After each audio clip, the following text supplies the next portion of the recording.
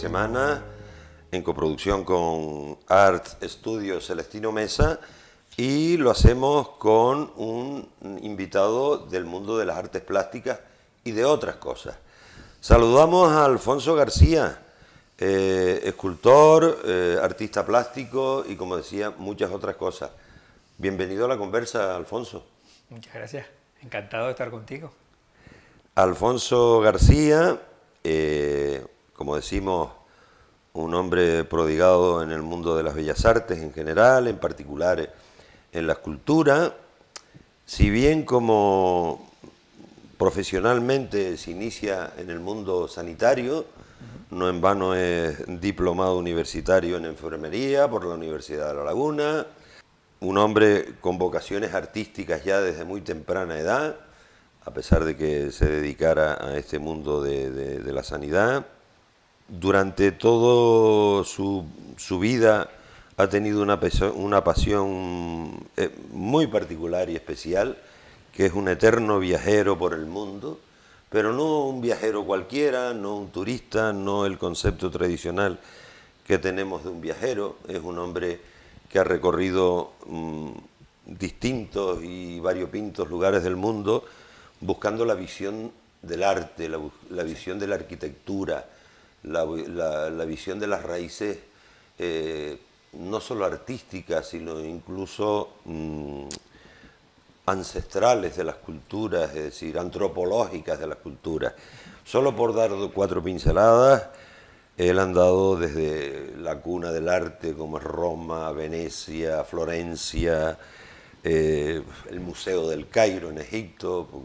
¿Qué podemos decir de la cultura? Podemos decir, hay que ir al nuevo ahora. Efectivamente. O lugares tan emblemáticos también a esos niveles como el Museo del Holocausto en Israel, París, la ciudad también, otra ciudad del arte y de la arquitectura, Grecia. También ha tenido contacto con las culturas precolombinas en Cuba, en México. El Museo Británico, como no, que no puede faltar. Que no puede faltar, y que estos días anda muy de moda toda la arquitectura y la historia, la majestuosa historia británica, o sitios tan pintorescos también como puede ser la India o el Nepal, solo por nombrar algunos. Siempre el amigo Alfonso, desde ese punto de vista, buscándole el interactuar, el empaparse de las tradiciones arquitectónicas, artísticas, las influencias, e incluso en muchos de esos viajes ha hecho paradas un poquito más largas para incluso hasta formarse in situ de muchos de... Aprovechar para conocer. Efectivamente, sí. Porque hay que decir que como artista plástico y como escultor, Alfonso no es de formación académica al uso, universitaria, por decirlo de alguna manera. Ha sido un compendio de formaciones diversas, pues eso, a lo largo de los grandes maestros que se ha ido tropezando por sus andares en el mundo. Es además licenciado en Antropología Social y Cultural, en la que luego posteriormente se hizo el doctorado en Antropología con una tesis sobre un tema bastante delicado y bastante importante y que está arraigado en todas las culturas, y desde las más ancestrales en el mundo, como es el tema de la muerte. Esa tesis tuvo el título de Perder hijo, el duelo de los padres y madres, con la que conseguiste la notificación más alta sobresaliente cum laude en tu graduación, en esa tesis. En fin, tiene una inmensa producción de esculturas, tanto en espacios públicos como colecciones privadas. En fin, la trayectoria y la producción artística de Alfonso es bastante extensa y con mucha influencia. ¿Cuál es tu motivación? Hay ahí un poco de trasfondo una doble motivación, no solamente el interés por lo artístico, sino el trasfondo a lo mejor histórico, antropológico, de los estilos de los distintos países, de las culturas que hicieron esos edificios, esos sitios con los que tú seguramente te quedaste extasiado. Yo creo que sí, que vamos, que además yo no hay una única razón siempre detrás. Yo personalmente, gracias de todas formas, Tomás, por hacer una semblanza tan particular, siempre hay varias razones para que uno le interese viajar. No solo los viajes interiores, sino los viajes exteriores. Yo antes de ser enfermero, pues mucho antes ya toda la literatura que leía, pues leía de Thor Heyerdahl, de todos aquellos autores que hablaban desde la antropología incluso física, de los australopithecus, de los pitecantropos, de todo el cambio que ha habido humano y cómo ha crecido la humanidad. Y después me interesaban los espacios. A mí me interesa de manera particular los espacios y los contextos. Creo que además configuran, junto con las 3 dimensiones y con una 4ª dimensión que es el tiempo, todo lo que nosotros realmente entendemos del mundo, ¿no? Entonces el contexto es el que más para mí condiciona. Y la oportunidad que me ha brindado, no solo después de ser posteriormente profesor de universidad o tener la independencia de muy joven, tener autonomía al ser profesional de la salud, es de poder viajar, ¿no? Eso es una gran autonomía que, claro, si fuéramos solo artistas, pues parece que el artista pues se conjuga con pasar hambre, ¿no? Pero si tienes una posibilidad de moverte por el mundo porque tu disciplina te lo permite desde el punto de vista económico, pues es mucho más fácil. Entonces, poder hacerlo joven para mí fue beneficioso. Entonces, esa manera de ser polididacta, ¿no? Que te enseñan en diferentes lugares, que aprendes las técnicas, los procedimientos que puedes ver desde la arquitectura hasta las esculturas, que todo es escultura en este mundo, ¿no? Un mundo que está plagado de 3 dimensiones, pues sí te cambia la mirada. Y construir la mirada es lo más beneficioso para alguien que trabaja desde el punto de vista artístico, ¿no? Claro, porque si a la estética y a la pasión por los distintos estilos, desde el románico, el gótico, el clásico, el neoclásico, pues tú encima indagas en el contexto histórico en el que fue hecho, en las circunstancias económicas, sociales de la época y del lugar, eso te hace que todavía lo aprecies más, la obra, ¿verdad? Ahora quizás, aunque no deja de interesarme algunos elementos que son inherentes al arte, que es si te emociona o no te emociona, y el significado que aporta, no al que lo realizó, sino el significado que nos aporta a nosotros cuando estamos en nuestro silencio pudiendo observar una obra de arte, al margen de esos aspectos que tienen que ver con la técnica, con si fueron o no bocetados, con que desde el punto de vista cognitivo, en cómo lo hicieron. Bueno, pero hay obras en las que realmente a veces me interesa más el aspecto emocional y el aspecto cognitivo, o si subyace algún aspecto de significados en los mismos, aunque, claro, nosotros como artistas también somos observadores del arte y somos espectadores del arte, pero probablemente en el arte y en la obra el espectador es el que construye la obra, ¿no? Nosotros cuando realizamos una obra nos ponemos en otro lugar diferente, nos distanciamos para que aquel cree con su silencio un significado particular o realmente si siente algo especial a ver esa obra de arte, algo que se ha ido perdiendo también en el arte, ¿no? Y el resultado final de la obra es cuando el visitante te da el feedback y te cuenta lo que le ha parecido tu obra. Sí, sí, que me parece genial. Porque es tu referente, porque tú cuelgas y montas una exposición, pero hasta que el público no te da el feedback, tú no tienes un referente. Y es cierto que el que la construye... No sé, te pregunto. Y habrá personas que no le sugieren nada a una obra, pero habrá personas que sí. El mayor problema es que el grupo que te da el feedback y para el que tiene un gran significado la obra o le transmite una carga emocional importante, pues pueda contactar contigo. Eso es lo más importante, ¿no? En estos días, por ejemplo, se puso en contacto conmigo una poeta de Barcelona que va a editar un poemario y me dijo que quería que le mandara unas fotos si podía ser de una obra. Yo creí que iba a ser de unas obras de las habituales y elegí una obra extrañísima que no se ha expuesto nunca, que encontró y le dije, me extraña que la elijas. Dice, no, pero que realmente contiene todo lo que yo busco, es decir, ese feedback, y cuando alguien te cuenta es que ha conseguido transmitir ese elemento. En el arte también está lo que sería la teoría y la práctica, los que hablan del arte y los que practican el arte. Pero el arte al final es algo que disfruta y que sirve como un medio que los alemanes hubieran dicho del espíritu. ¿Vale? Sí, que te sugiera cosas, que te provoque emociones, más que otra cosa. Sí. Tampoco hay que ponerle más teorías ni más historias, ¿verdad? Aún así ha ido cogiendo diferentes derivas en la actualidad y de hecho la sociedad es la que en el fondo, además de las personas, la que construyen la idea que se puede tener de las obras, si las difunden. Correcto. Algo que tú y yo no nos gustaba acabará gustarnos por verlo tantas veces. Y que muchas veces la trascendencia del arte no se ve a corto plazo, se que ve a lo mejor al cabo de 2 décadas después o 3, sí, ¿no? Sí, sí, sí. En tus viajes, por poner un ejemplo que hemos escuchado, es un tema muy interesante y recientemente precisamente escuché un reportaje referido a eso y uno se sorprende de la cantidad de rituales tan diversos, incluso esperpénticos, que nadie se hubiese imaginado de cómo se hacen los duelos. Y hablo, por ejemplo, de uno muy característico, que al contrario de la cultura tradicional que tenemos, por ejemplo, nosotros en la tradición judeo-cristiana, que todo es dolor, hacemos un homenaje al dolor, todo es duelo, pues me estoy acordando, por ejemplo, de los rituales tan extendidos en todo el país de México, ¿no? Que es todo lo contrario, es una fiesta, la muerte se celebra como una fiesta. Claro, la fiesta de muertos en México es especial. En esos viajes me imagino que has tenido ocasión también, como hombre interesado en esa parte antropológica, claro,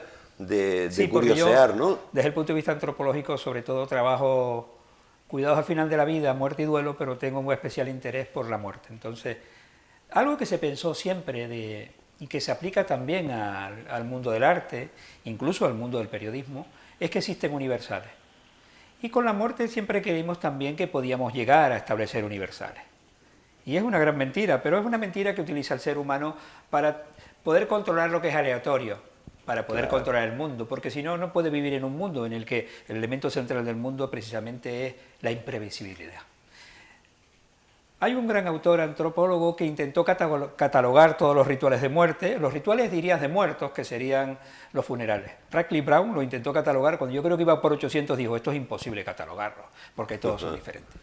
Nosotros, algunas culturas, sí hemos descubierto que el elemento central que intentan dar sentido a través del funeral es el dolor por la ausencia. Pero no todas las culturas piensan como la judeocristiana en que el muerto ha muerto y aunque va a un lugar mejor sentimos dolor, sino que el muerto va a un lugar mejor, por tanto puede haber una experiencia de alegría. El ritual de muertos mexicano funciona así porque los muertos vienen ese día a estar con los vivos, ¿vale? Y entonces disfrutan de todas las cuestiones de los vivos. Pero hay muchos más rituales en este sentido. Sí, muchísimos. En Australia, por ejemplo, los ancestros siguen estando, los padres siguen estando y los muertos siguen estando. Tampoco tienen un alma como tenemos en la cultura judeocristiana, tienen muchas almas. Los Dani, por ejemplo, piensan en Papúa Nueva Guinea que tenemos 5 almas. En Mesoamérica pensaban que teníamos 7 almas. En África, por ejemplo, algunas culturas, los Himba, piensan que tenemos 7 almas y que cada una va a un lugar diferente. Por tanto, el comportamiento frente a un planteamiento de un ser humano que no es cuerpo y alma y espíritu como nosotros, sino que tiene, por ejemplo, como diríamos los Himba, que tiene sombra, que es otro elemento diferente, que cuando hay enfermedad afecta a todos los componentes, es completamente diferente. Entender el mundo desde la diversidad, entender el mundo desde la pluralidad y entender los funerales también como un elemento puntual de la muerte, como algo que aporta identidad a ese grupo y sentido, nos sirve para entender que también todos somos diferentes, incluso estando en el seno de una cultura. Efectivamente. Y nos hace ser mucho más comprensivos y empáticos con la diferencia. Por tanto, es la mejor vacuna. Totalmente. Viajar, conocer culturas, entender qué sentido dan, nutrirnos de los significados que aportan esas sociedades, aunque haya sido construido en el seno de un grupo muy pequeño, nos hace entender que nuestras verdades son medias verdades y que hay otras verdades igual de valiosas.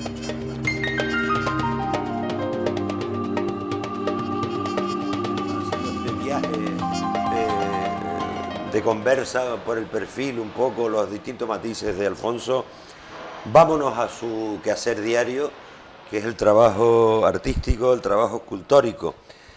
Alfonso, ¿qué materiales utilizas actualmente? ¿Qué cosas te inspiran mayormente en los días? Porque claro, los artistas tienen etapas, momentos en que les da se emperran en unas temáticas o se obsesionan con unos temas. Hay etapas para todo, porque el propio pensamiento es así, ¿no? El propio estado de ánimo.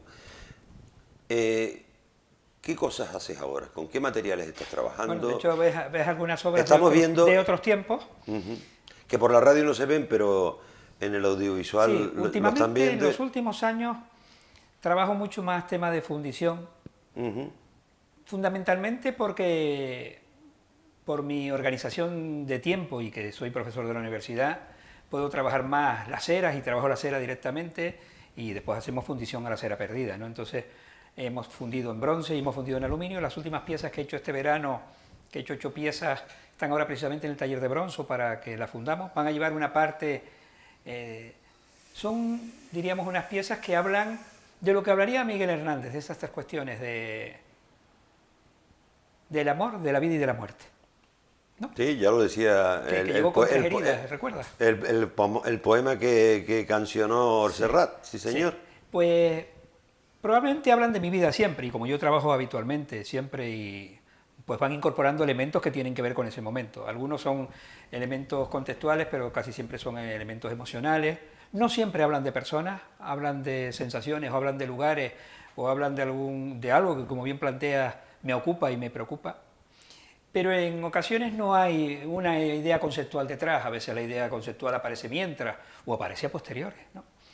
Estas últimas obras que he trabajado son formas más bien como orgánicas, podrían ser una vuelta incluso a formas que pueden semejar elementos femeninos, que a mí me interesan mucho esas formas.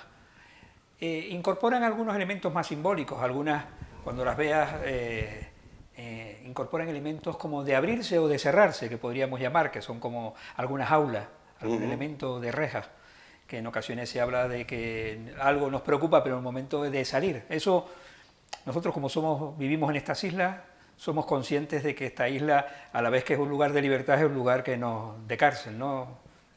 La isla a isla. La isla a isla, los barrotes son de espuma y vivimos en un lugar que a veces es hasta preocupante si no logramos salir de él, porque nos construye de una determinada manera, nos construye como personas de islas, ¿no? Tenemos una visión no expandida, sino una visión más introvertida. Eso iría bien para los escultores, que son bastante, yo digo, introvertidos de su mundo interior. Entonces estoy trabajando una obra en ese material, aunque no he dejado de trabajar con hierro, con acero inoxidable, sigo trabajándolo aquí en mi taller, me interesa mucho, aunque el acero inoxidable no es un material muy propicio para la escultura, sino parece más un elemento decorativo, me interesa ese material golpeado y cómo se patina con el tiempo, cómo se deteriora, como les interesa a los orientales, esa pátina que adquieren las obras, no brillantes, sino patinadas, y el hierro. Quizás por eso al principio de mi trayectoria como escultor, en los años 80, trabajaba más con materiales que eran de la naturaleza, ¿no? La madera, la piedra, elementos que eran fáciles. Elementos comunes más cercanos. Comunes, ¿no? Más cercanos y más fáciles de adquirir. Y más conocidos en sus propiedades interiores, ¿no? Sí. En los años 90 trabajé más hierro, pero Canarias no es un lugar de hierro, asociamos más hierro con el País Vasco, con lugares donde hay forja. Pero sí están las grandes minas y los grandes... Me interesó mucho el hierro y trabajé hierro en forja, trabajé esa forma, que todas son muy semejantes a las que vemos, porque esos materiales son difíciles y complicados, aunque acabé trabajándolos golpeados y machacados, que me interesa de manera particular en la transformación del material, y esos huecos, diríamos esas oquedades, porque me interesan mucho los vacíos en la obra, ¿no? Hay un aspecto importante cuando hablas de trabajar con el hierro, que cuando del boceto inicial que tú pares en tu cabeza, que tú tienes en tu idea, a la terminación de la obra final, cuando es moldeado, cuando es, como dices tú, machacado, y tú dominas todo el proceso, bien, porque tú dices, pues esto es lo que yo quería hacer inicialmente en el boceto. Pero cuando tienes que entregar ese trabajo a un fundidor, que tiene que utilizar unos moldes, hay una cierta incertidumbre, que no es el caso del espacio bronce, porque tiene un prestigio, el espacio bronce, perdón, a nivel de fundación, que por cierto, yo sé de paso, en Canarias no abundan. No, realmente son los únicos y los mejores. Efectivamente. Pero yo trabajo todo el proceso. Tú controlas hasta el proceso no final. controlo, trabajo todo el proceso. También igual lo hace. Trabajamos a cera perdida, yo no hago moldes, así me ahorro el proceso de moldes. Ellos son muy buenos y no hemos perdido ninguna pieza nunca, por tanto es pieza única. Cuando sale la pieza de bronce, después participo en el nuevo ensamblaje, en el repasado, incluso en el patinado. A mí me gusta trabajar el proceso, en cualquier obra. En la de bronce, en las fundiciones, en la que menos trabajo, pero a veces hasta mis amigos me dejan que participe en la fundición, pero en la demás yo participo en todo, en la soldadura, en el repasado. No toda la obra es abocetada. Yo trabajo obras sin abocetar. Igual que cuando trabajo ceras, la trabajo sin abocetar. Algunas, cuando hago bocetos es porque la obra va a ser grande, necesito calcular y necesito que quede más o menos, pero a veces me permito también cambiar el boceto inicial. No necesito un corsé para trabajarlo. A veces cuando la estoy desarrollando, aunque haga hecho cómo va a quedar la obra desde 4 dimensiones, casi, después me permito cambiar. No eres hermético, te das libertad para sobre la marcha improvisar un poco, ¿verdad? Yo creo que ¿Qué es lo maravilloso del arte? Que salvo que alguien diga quiero esta obra y la vas a reproducir y la metes en Claro. una máquina para que la haga en Claro, en una proporción. cosa es tu propia creación artística personal y otra cosa son las obras por encargo, Sí, sí, evidentemente. sí. Pero tampoco que el artista o los que nos oigan tengan la sensación que todos los artistas trabajan haciendo bocetos de las obras, que lo importante en el arte es el proceso y que algunos artistas controlamos absolutamente todo el proceso, trabajamos durante todo el proceso. ¿No? Y que la creación, la obra, no es solo lo que ve el visitante expuesto, la propia obra es todo el proceso, ya es una obra en sí mismo. Y algunos vimos más del final. Efectivamente, el final es lo de menos, El ¿no? final es lo de menos. El disfrute está en el durante. Y debemos incorporar el final, que es la exposición de la obra, y que alguien hable de ella y que te Sí, cuente, sí, porque más en el proceso. Yo intento cada vez hacerlo más porque... Pero el disfrute de un artista está en el proceso. Está en el proceso. Más que en los títulos de crédito finales, ¿no? Sí, sí, sí, verdad. Voy a hacer un pequeño inciso para que los oyentes no se llamen a confusión, porque hace un momento, Alfonso, hablábamos de su faceta como docente, pero hay que recalcar que Alfonso no es docente en temas de bellas artes, es docente en el mundo de la sanidad, es docente en lo que se llama, o hasta ahora se sigue llamando, la Escuela de Enfermería. Bueno, facultad de Enfermería.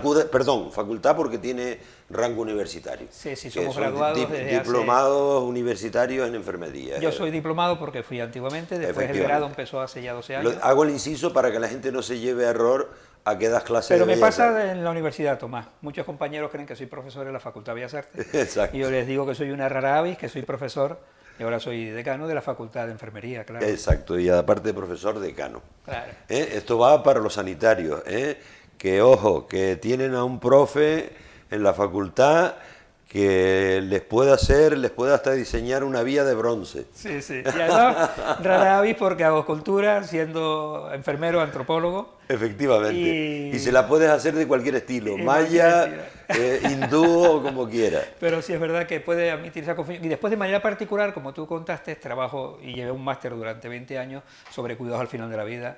Correcto. Por tanto, trabajo la muerte y el duelo, y de ahí viene mi interés y mi conocimiento, sobre todo, que fue el resultado de mi tesis sobre los padres que han perdido hijos. Correcto.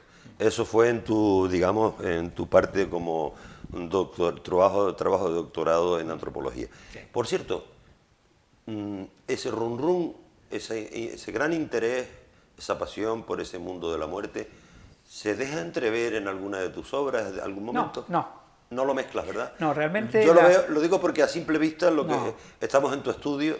De hecho, por cierto, mucha gente en sí. Hispanoamérica conocen mi parte de docente en temas de muerte y creen que soy el docente, que estoy siempre hablando de la muerte, pero aquí en Canarias poca gente, tú y algunos más, conocen que trabajo la muerte. No, yo no me prodigo mucho.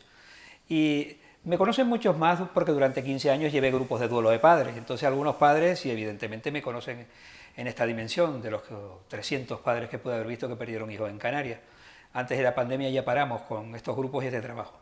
Pero soy raro en ese sentido. Un enfermero que además es antropólogo, que es escultor, que lleva grupos de duelo, que habla de la muerte, es una cosa Es una rara. combinación, Pero lo tuyo es una no ha trascendido en el arte. Puede haber alguna obra que tenga que ver, una que hice, que se llamaron Cajas de Luz, en una serie que se hizo y que además fue un homenaje que hice a los padres que perdieron hijos, a través de un proyecto que se presentó en el Museo de Historia y Antropología de La Laguna, que presentó mi director de tesis ya fallecido, que fue Fernando Esteves, que era el director del museo. La que lleva el nombre de la escuela. Pues hice unas esculturas específicamente dedicadas a los padres, que eran unas cajas de luz, unas cajas de las que trascienden, unas flores, que al final es como lo que se construye tras ellos. Fue dedicado a ellos, mientras ellos realmente, de manera metafórica, sobre una caja de luz inmensa de 1 metro por 1 metro cúbico, colocaban objetos que depositaban que habían pertenecido a sus hijos, ¿vale?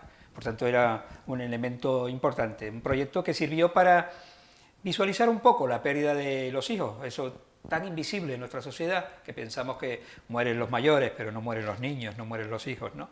Y fue un proyecto muy interesante. Ahí me permití hacer una obra específica dedicada a ellos, pero que la ves realmente y parece una obra de nacimiento, no una obra de muerte. Vámonos en este ida y vuelta de las cosas, que lo mismo pasamos de la antropología a la enfermería, al taller de los metales, en fin, a la universidad y... Vámonos ahora a los museos, pero no a cualquier museo.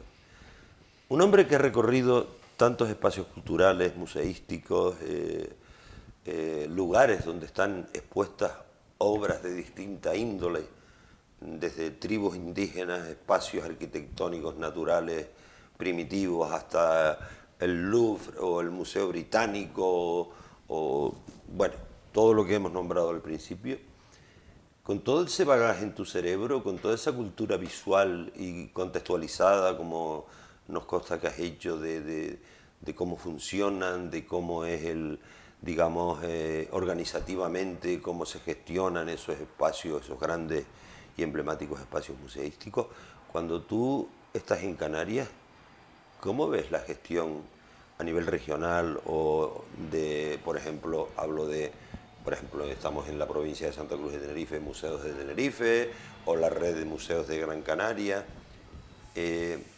porque yo creo que a veces las comparaciones son inevitables, ¿no? ¿Cómo ves tú cómo se gestiona nuestra red de museos aquí en Canarias?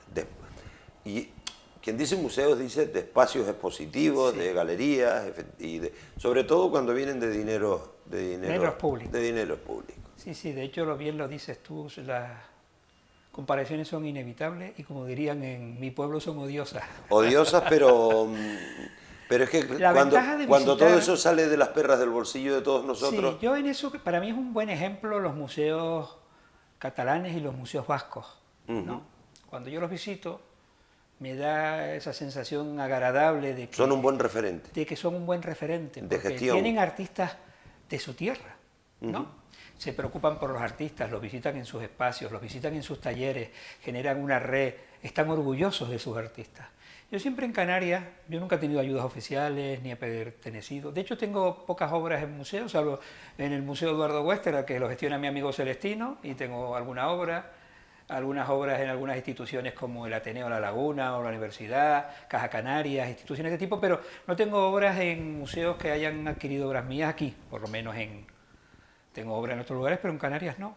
Yo tengo la sensación, cuando visito los nuestros, que no han viajado mucho los responsables de museos, que deberían viajar un poco más. Que deberían entender un poquito más de museos. Que deberían abrirse más a lo local, a eso que llaman localización ahora los antropólogos. Sí, pero para tener esa visión y acercarse más a lo local, quizás como aprendizaje estaría bien que salieran primero para afuera a tomar que descubrirían nota. que lo local existe en todo el mundo, pero que algunas zonas potencian a lo local.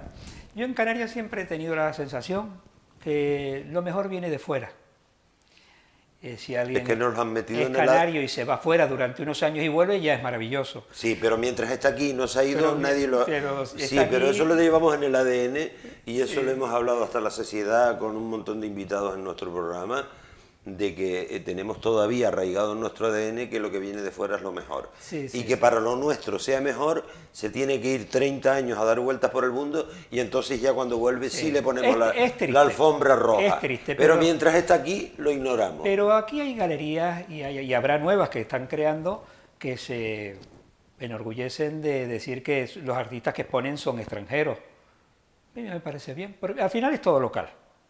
Mi sensación es que aquí, aunque hubo un boom importante cuando se construyó el TEA, y hubo un boom importante cuando se dejó el tanque, y hubo un afán de cambiar un poco nuestra mentalidad, que era un poco más pueblerina en este sentido, éramos un lugar pobre, sí, fuimos pobres, nuestra infancia fue pobre, claro, y todo el entorno fue pobre, y hubo una posibilidad, un salto sustancial importante, pues no se aprovechó ese impulso. Yo creo que hemos vuelto otra vez a una vorágine muy local de lobbies, en la que no se beneficia a nadie, sino los que lo gestionan, en que yo conozco muchos artistas. Fíjate, en diciembre y enero Celestino organizó una exposición de escultores canarios de los 80, que en su momento expusimos en el Cabrera Pinto, y reunió a todos los artistas escultores en una parte, y a todos los de la generación del 80, que yo conozco y formo parte en otra parte, y unos pocos hicimos una obra para la ocasión.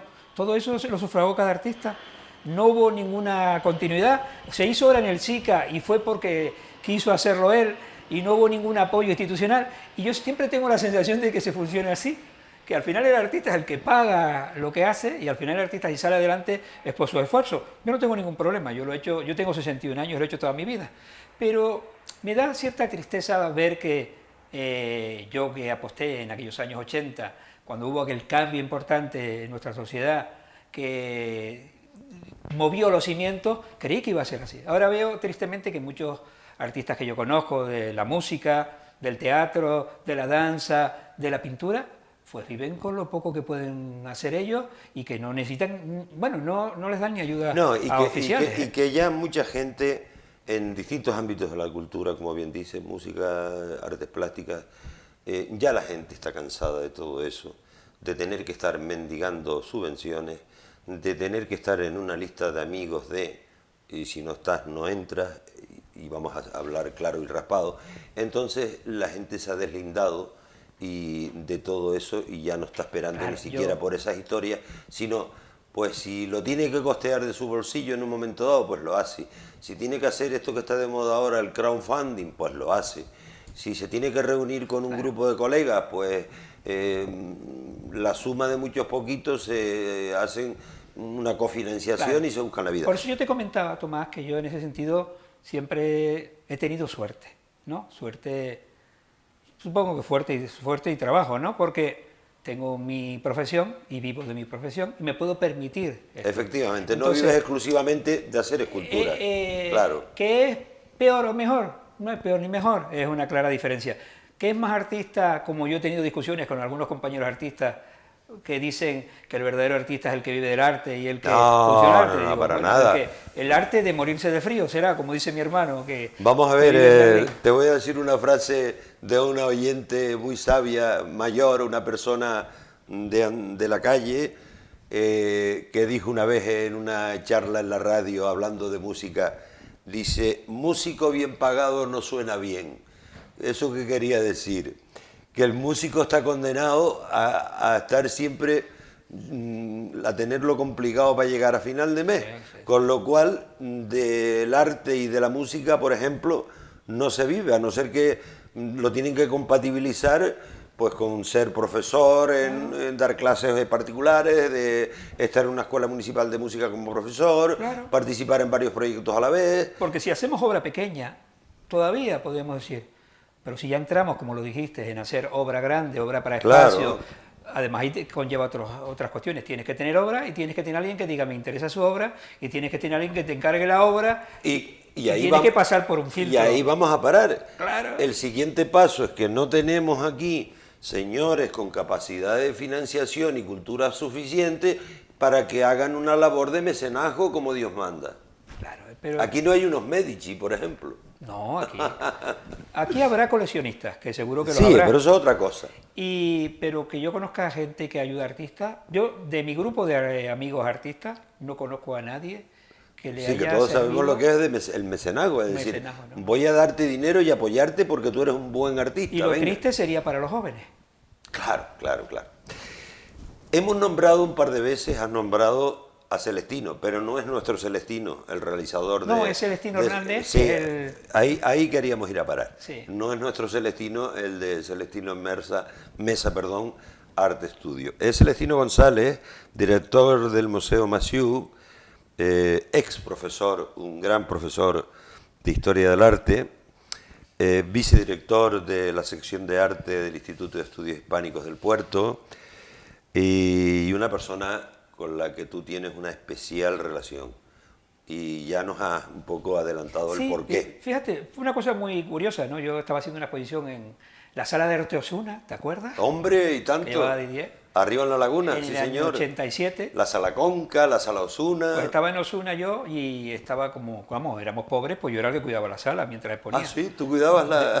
De hecho, recuerdo que estaba leyendo un libro de Kandinsky precisamente y llegó aquel señor por la puerta y dice, yo soy Celestino, ¿tú eres el artista? Le digo, sí. Y a partir de ahí nos hicimos amigos. Él empezó a trabajar en esa época catalogando los escultores de los 80, que éramos todos muy jóvenes. Organizó una exposición en el puerto de escultores de los 80, después hizo una exposición en la calle San Juan y las Damas, que recordarás, coincidiendo con el certamen de cine ecológico, de escultura en la calle en el puerto de la Cruz. Festival de Cine Ecológico, que fue pionero en España, sí. Se inauguró la primera edición en 1982 hasta el 93, sí. Pionero en España, y el artífice fue nuestro admirado hombre de la radio, Alfonso Eduardo Pérez Orozco. Que tuve el placer de conocer el año 88 cuando pusimos nosotros las esculturas en la calle que después adquirió el ayuntamiento. Pues fíjate, y que fue el germen, esa fue la semilla, pionero en España, sí, del actual Festival Internacional de Cine de Medio Ambiente que dirigía el realizador garay-chiquense David Baute. Pues no ha habido quizás actividades culturales en el norte que hayan tenido el nivel de esta, porque aunaba pintores, escultores, el cine, teatro, el cine, participábamos. Y yo creo que para la época... Era un crisol importantísimo. Yo creo que para la época fue pionero en el aspecto multidisciplinar. Sí, sí. Fue no pionero. sé si estarás de acuerdo, ¿no? Y ahí, por eso, ahí también me hice muchísimo más amigo de... Claro, los escultores no nos conocíamos, nos conocimos todos, Medín Martín, Abel... Francis, Belli, que participaban en estas exposiciones, Fernando Mena, muchos participaron, fueron varios años haciendo escultura en la calle y pudimos conocernos, pudimos hacer obra mayor, evidentemente, no es que seamos los escultores amigos de tener obra grande y obra monumental, pero sí es importante para nosotros tener obra monumental, si está en un lugar privilegiado, yo tengo algunas de las que estoy especialmente orgulloso, y también sirve para intercambiar entre los artistas, porque claro, si no estamos siempre en los talleres. Claro, y porque si no, nunca se teje una red. Y tú estás a pocos kilómetros de distancia de tu estudio con otro compañero y no tienes ni idea de que existe. Por eso te comentaba que después Celestino organizó un grupo que se llamó Partecán, que era un grupo de artistas, escultores fundamentalmente, que se reunían en torno al mundo de la escultura, que hacía homenajes, hicimos homenaje a casi todos los escultores importantes y nos reunimos con ellos. Y entonces ese grupo fue generando un movimiento. Que la historia dirá en qué lugar hemos hecho homenaje a los mejores artistas y escultores canarios, a María Belén Morales, a Maribel Nasco, a Pepe Abad, a Gonzalo González, a muchísimos artistas de nuestro entorno que después han venido sus premios y sus reconocidos en la sociedad, casualmente. El tiempo da la razón a los justos. Vamos terminando, amigo Alfonso, porque el tiempo se nos va y es el que es. Y te quería hacer también una reflexión con respecto a esto, porque también la conversa es momento para reflexionar sobre las cosas. Porque luego los datos, ahora con Santo Google ya los encuentra por ahí, son muy fáciles de el que quiera tener más detalles. Pero quiero hacerte una reflexión con respecto a la labor de Celestino González. Celestino Hernández, que no abunda. Me decía no hace mucho tiempo un buen amigo periodista y editor, que a veces en las propias facultades de nuestras universidades han pecado de utilizar las muestras de los creadores propios canarios, ya sean escritores, escultores o pintores, como ejemplos para los alumnos. Siempre en los programas educativos, RQR me hablaba, por ejemplo, de la literatura, RQR con el Lazarillo de Tormes, la Celestina, y cuando resulta que hay novela canaria de los 60, de los 70, que se puede poner como un ejemplo de novela realista o de novela romántica o de lo que sea, ¿no? Eso es aplicable a cualquier disciplina. Quizás los profesores han pecado un poquito de eso. Alfonso García, que ha sido todo un gustazo tremendo echar esta conversa aquí en este triángulo tan inimaginable entre la antropología, el mundo del dolor post-mortem, de la gente, tu pasión por los viajes, tu pasión por los distintos rincones del mundo, en esos viajes exteriores, culturales, el mundo de las esculturas, de las artes plásticas, la visión de Canarias desde fuera, la visión de fuera desde Canarias. Pues la verdad que ha sido un triángulo ahí, o casi un cuadrilátero interesante. Muchísimas gracias, Tomás. Muchísimas gracias, Alfonso. Maravilloso, tú sabes que siempre hablar de lo de fuera es hablar de lo de dentro. Y al final... Sí, porque al final, y más en Canarias, que a veces no nos queremos dar cuenta, que estratégica y geográficamente somos una encrucijada, sí, de ida y vuelta, tanto en todas las latitudes, de norte a sur, de este a oeste y viceversa, según vaya tocando los ciclos de la vida, ¿no? Sí, sí, así es. Pues muchísimas gracias, Alfonso, un placer. Un placer. Gracias.